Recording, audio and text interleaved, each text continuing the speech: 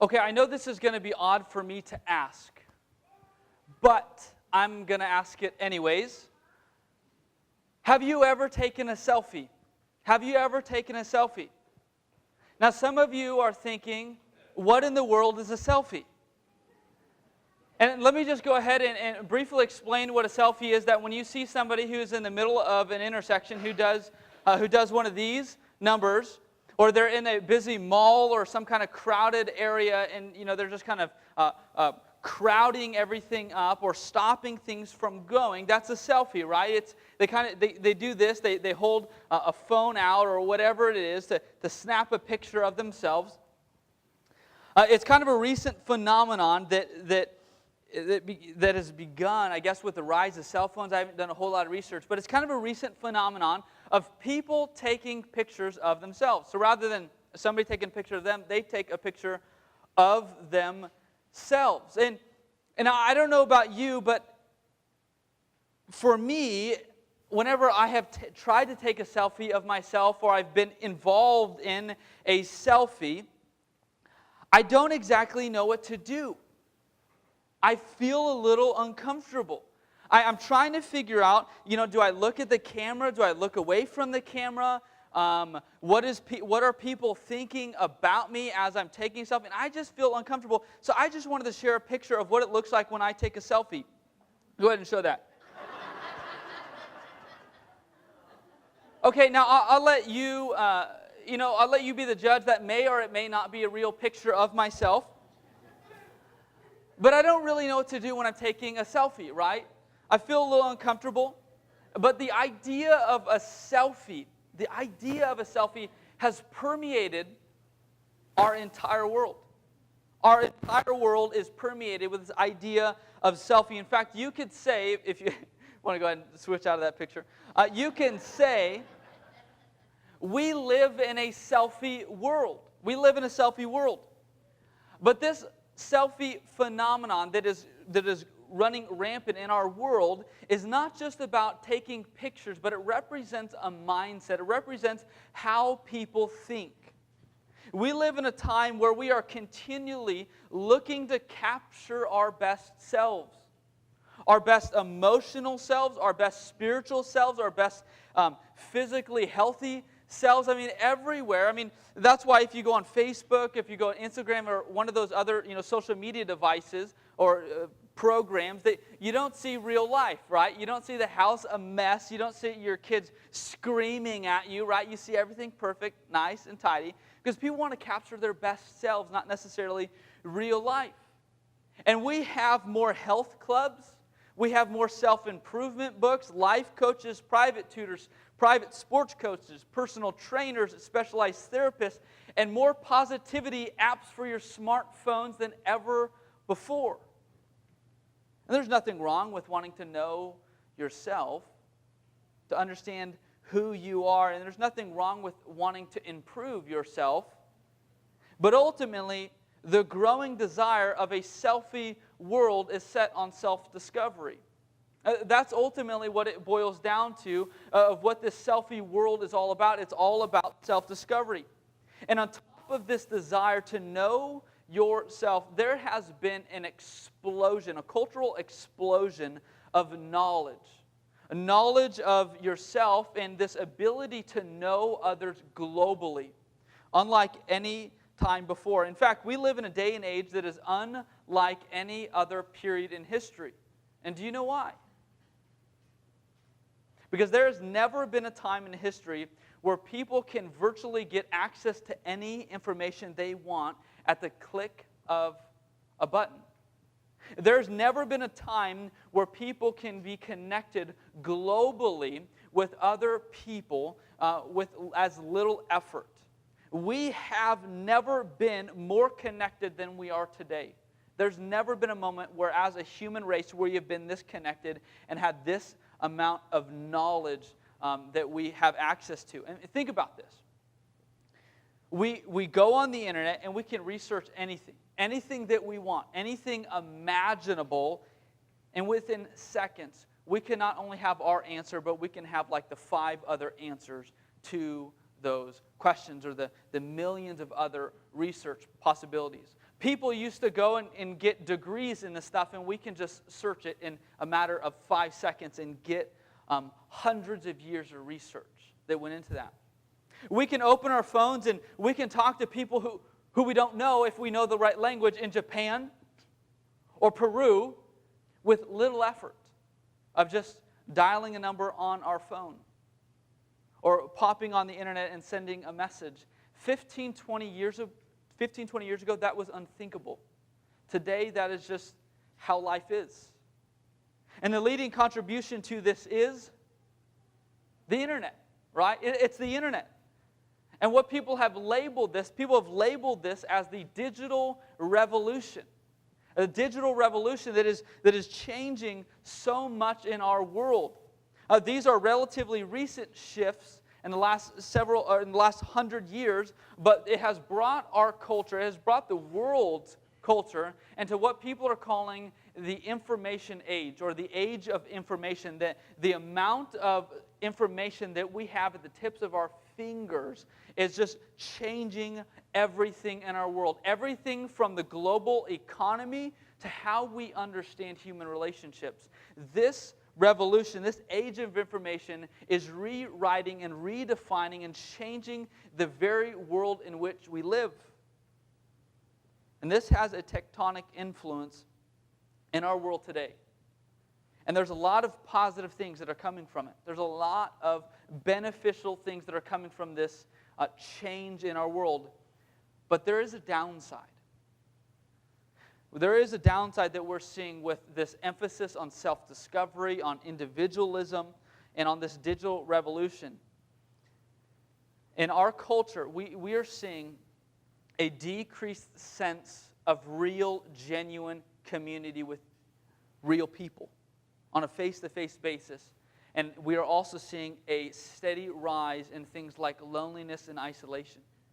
That we are seeing this kind of, this pendulum swing that the more connected we are digitally, the more isolated we feel relationally. In fact, mental health experts, they see this rise of things like loneliness and isolation, and they say that the only thing that can adequately describe this increase, this rise, the only word that can really describe this is an epidemic. That this is a growing epidemic in our world. The dark side of self-discovery, of individualism, and this digital revolution is the increase of loneliness and isolation. And there's a lot of research that's being done about the impact that this has on your life, the impact it has on my life, the impact this has on businesses, the impact this has on our world. And I want to highlight a few things that I found astonishing. The APA, the American Psychological Association, and the AARP, the American Association of Retired Persons, they have noted that adults 45 years, in America, adults 45 years and older, 35% say they suffer from chronic loneliness. That's over a quarter of the 45 years and older population that say, I am suffering from chronic loneliness. And what they've found that as a result of this epidemic that's growing, that people are less likely to be involved in social activities, in social groups, and even volunteering in different parts, different groups. And there's also, they found that there is this increase in premature mortality, that more people are actually dying prematurely because of this epidemic in loneliness. In fact, I saw some of the research that was done was that more people are dying prematurely as a result of loneliness and isolation than people are dying from health reasons because of obesity. This really is an epidemic. Now, this is just numbers and it's just percentages on a piece of paper. So if it's okay with you, let me just ask you a personal question. Do you feel alone? Do you feel alone? Do you feel isolated? Do you feel like nobody really knows you? That nobody really knows what's going on in your life? Do you feel like you don't really have any friends that you can turn to that are dependable, that when things go wrong, when things go awry and you need some encouragement, you need some wisdom, that you don't have anywhere to go, that you don't have anywhere to turn?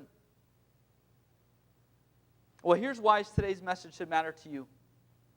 Because I believe that the reason we are seeing and we are experiencing an epidemic, a growth in isolation and loneliness, is because we are experiencing the eroding of community from society. That what we are experiencing right now, and the reason this is growing, is because we are seeing community, this value that has been weaved into almost every society's culture, the values. We are seeing this erode away. And we are experiencing what life in a selfie world is really like. What life in a selfie world really feels like. And so do you know what the solution is? Do you know what the solution is to this epidemic, to this situation, to the eroding of community? We are the solution. We are the solution. We is the fix for me. We is the fix for me. So how is we the fix for me? How is we the fix for me? Well, I'm glad you asked, so let me go ahead and tell you. To understand how we is the fix for me, we have to go back to the beginning and understand how we were made. Genesis 1:26 says this. Then God said, "Let us make mankind in our image, in our likeness." One of the first things that we learn about ourselves, about who we are, is that we are created by a God who in Himself exists in community as Father, Son, and Holy Spirit. And this God made us in His likeness. And when this God made the first person, when He made the first man, it's interesting. Look at what He says about him. Genesis 2:18. The Lord God said, "It is not good for man to be," what does it say? Alone. It's not good for man to be alone. I will make him a helper suitable for him. It was not good to be lonely. It was not good to be isolated. It was not good to be alone. And to keep in the context, keep in the front of your mind, this is the first person ever made.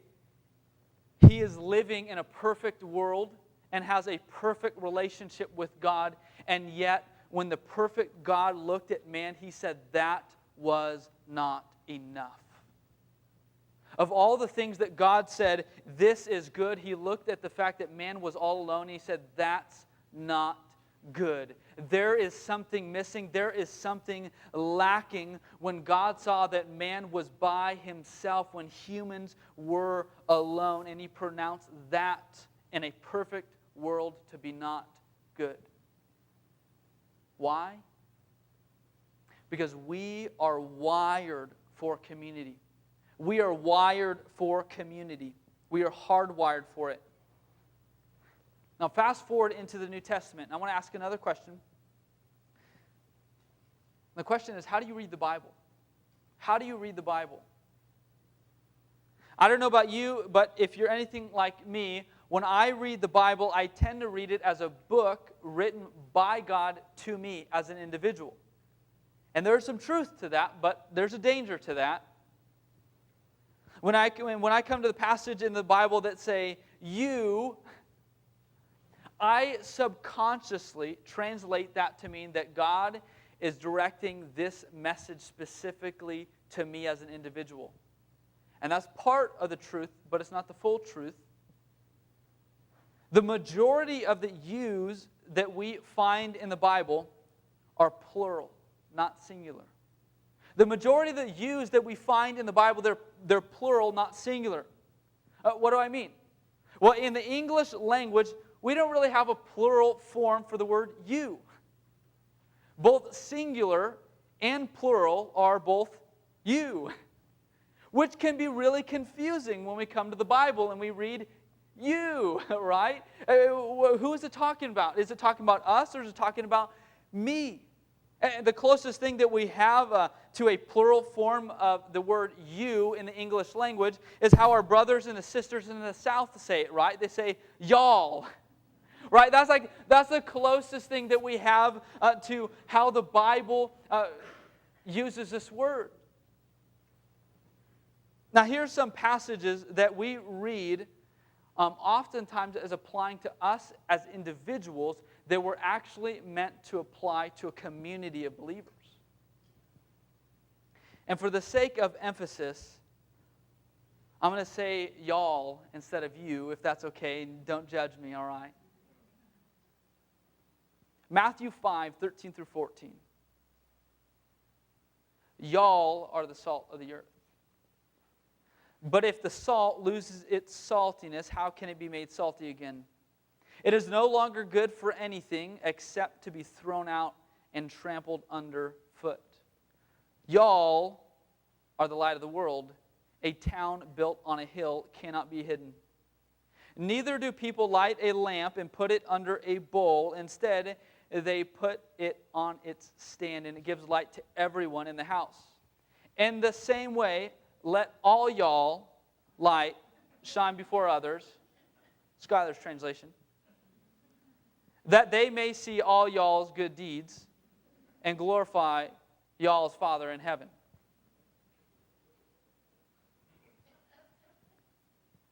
You get the feel for that, right?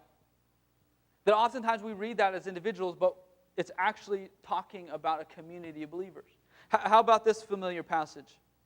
1 Corinthians 3, verses 16 through 17.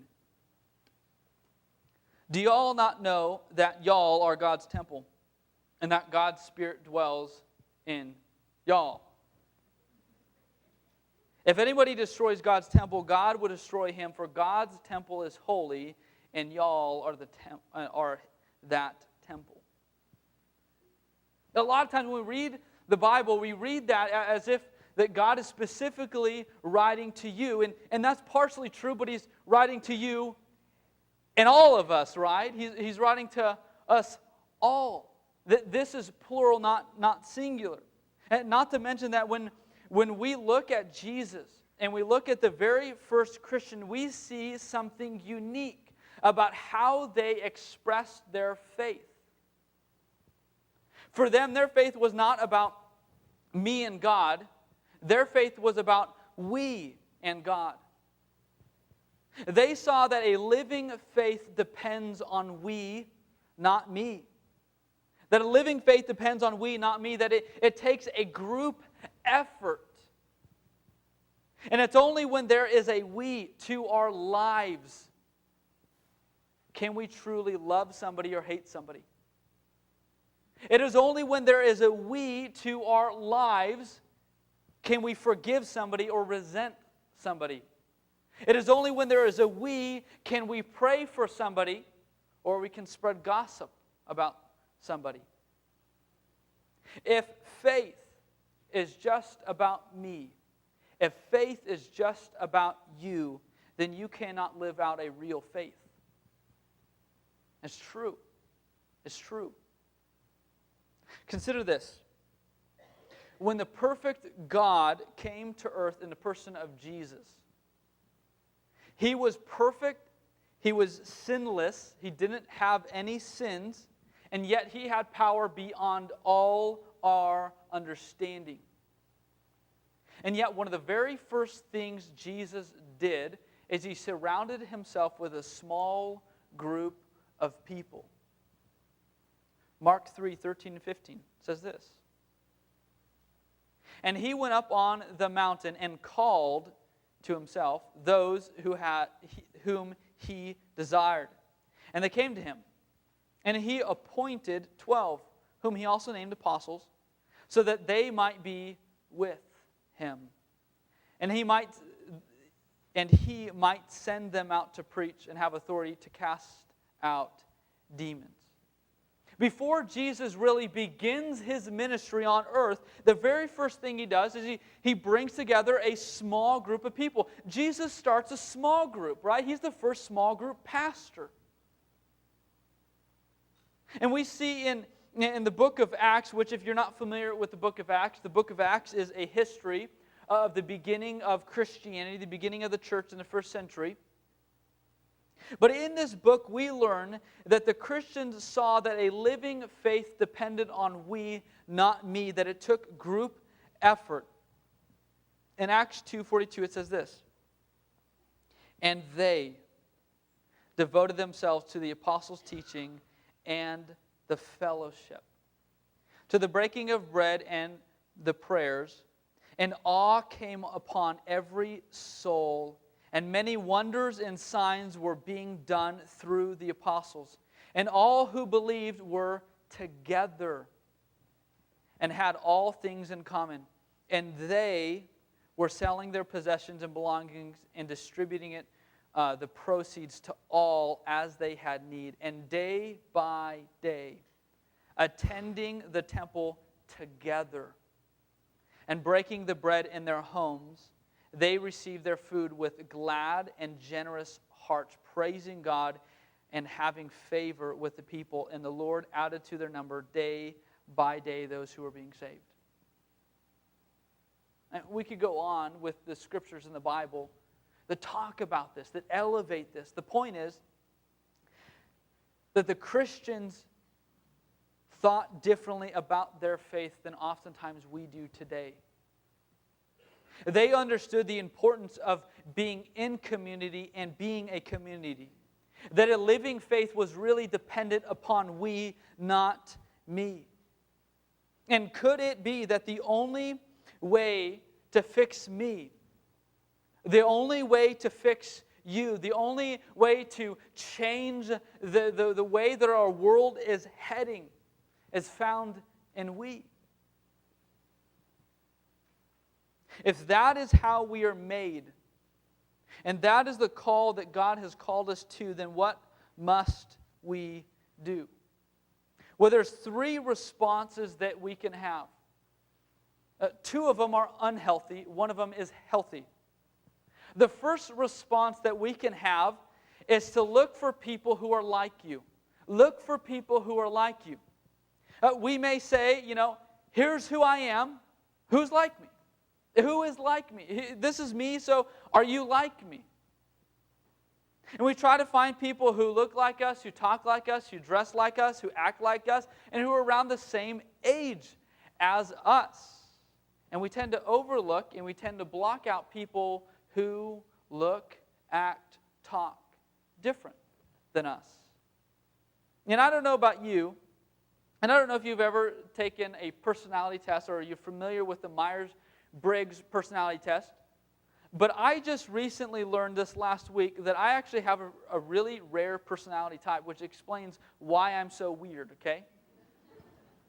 But I have a really rare personality type, and for those of you who care, my personality is INTJ.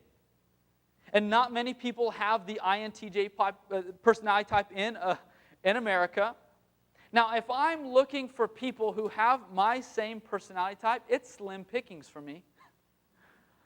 If I'm looking for somebody who is a lot like me, who has my personality, who came from Oregon, is now living in rural America in Illinois, and who's starting out a family, I'm probably not going to be too successful in finding somebody like me, right?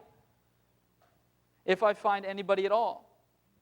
And here's the problem with this way of thinking, with the way of thinking of here's who I am, who's like me. The more we learn about ourselves, and the more we learn about other people, the more we discover that we're different. That each and every single one of us is different. That the more I learn about me, the more I discover that I am not like you.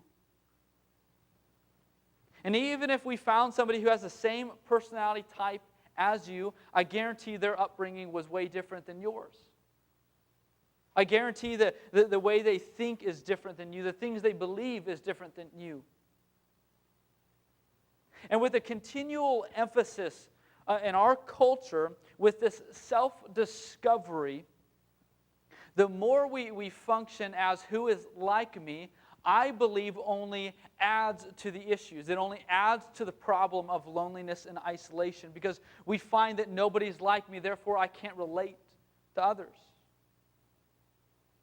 And we have never had a greater knowledge. We've never had more research done. We have never had access to a greater self-awareness than we do today. And yet, in that, there is a growing epidemic of loneliness. Building our world, building our lives on who is like me will only make things worse for you. So that doesn't work. What does? What is another way? Another attempt that people try is saying, deal with it. Deal with it. Here's who I am, so deal with it. In other words, if you don't like me, move on.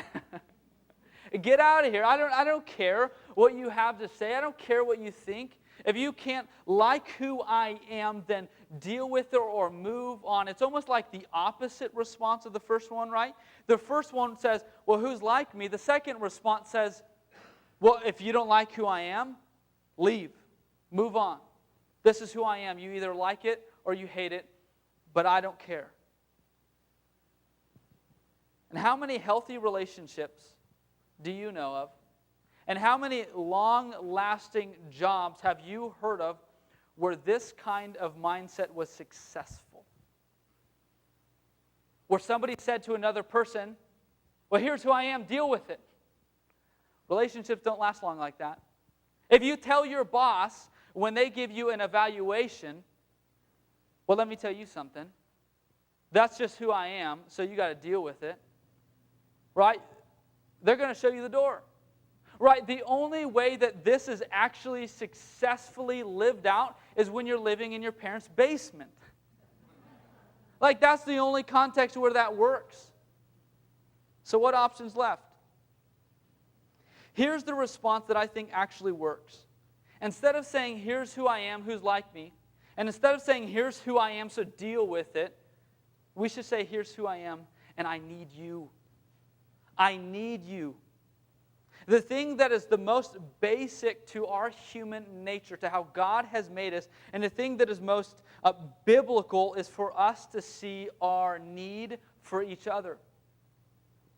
We need people in our lives.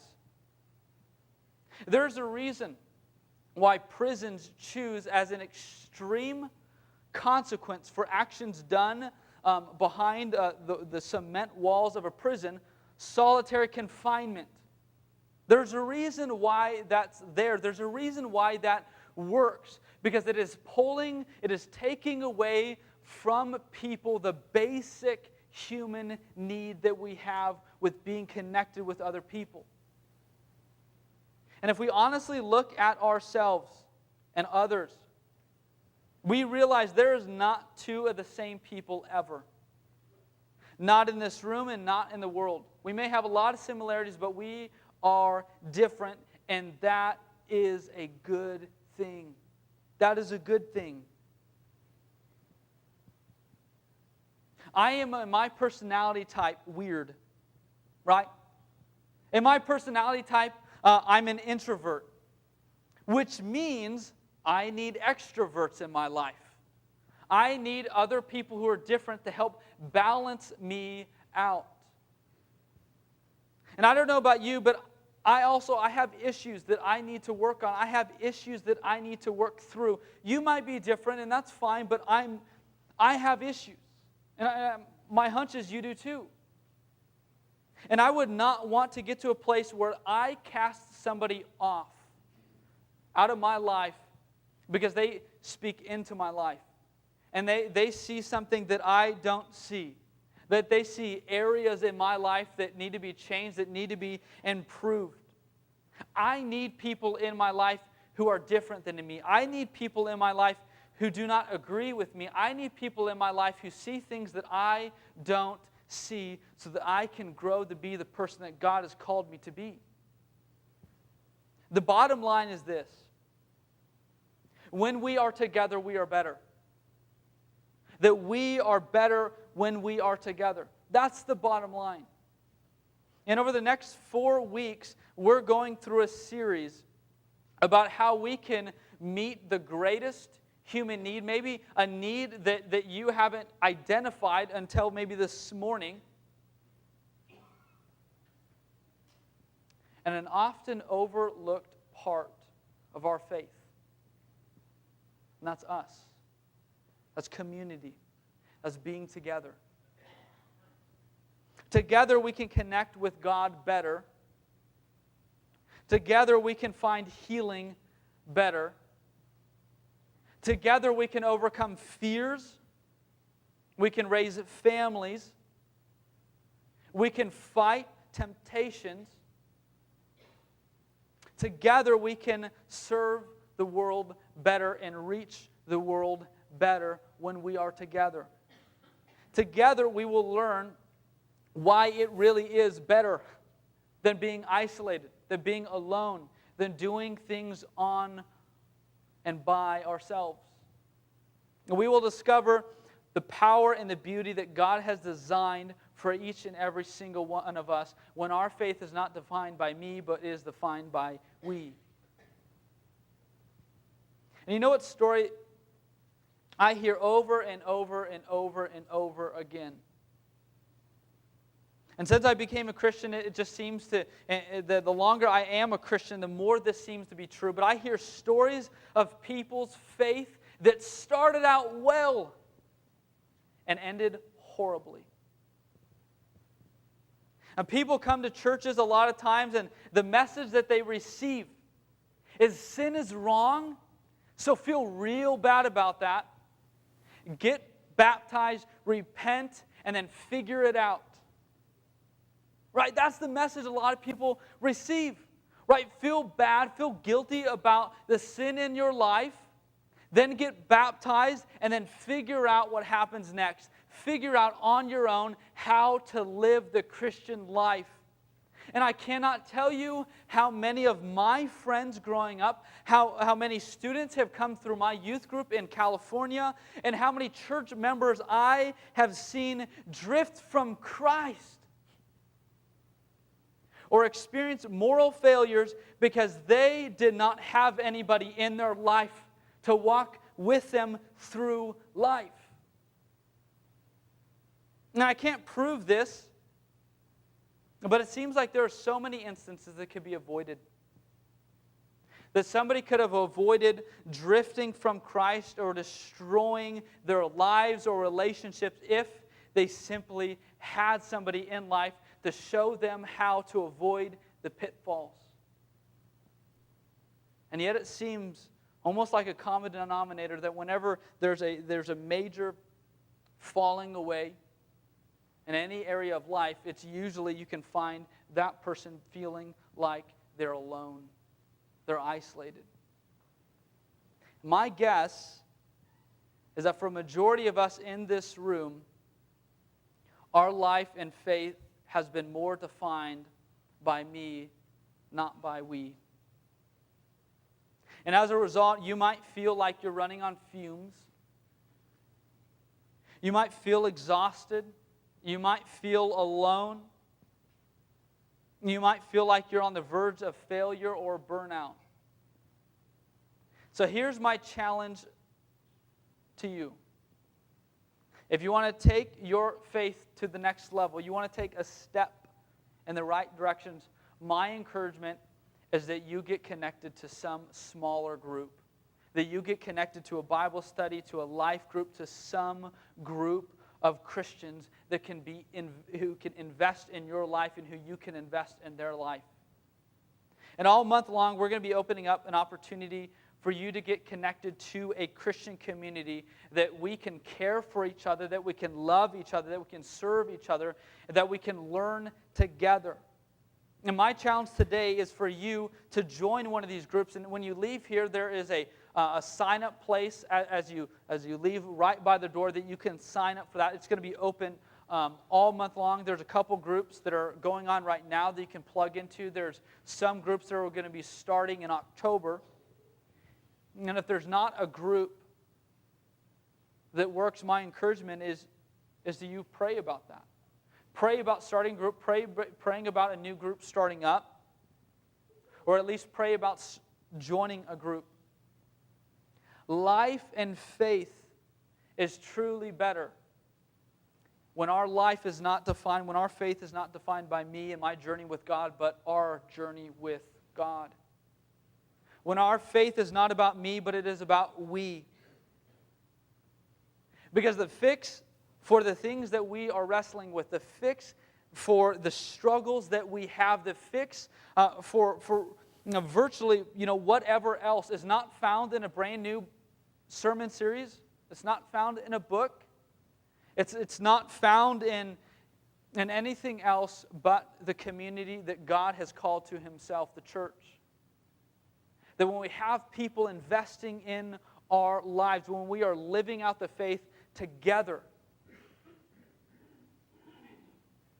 that we find a basic need met in us, but we find a faith that is truly life-giving. Because the fix for you and the fix for me is found in we.